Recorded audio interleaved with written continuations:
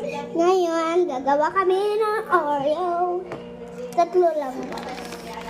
Kung trending ba kami? Wait lang. Kuha ka muna doon ng sulupin mo. Ng sulup.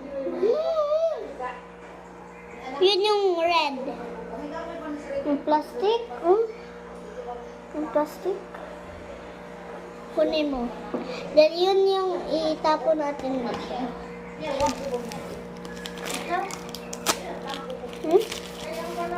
Ba't mo ipapakita?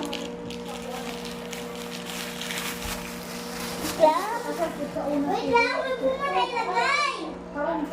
Ako bahala din. Ako yung nakaisip, di ba? Okay lang yan. Okay lang, hugasan muna natin. Basa,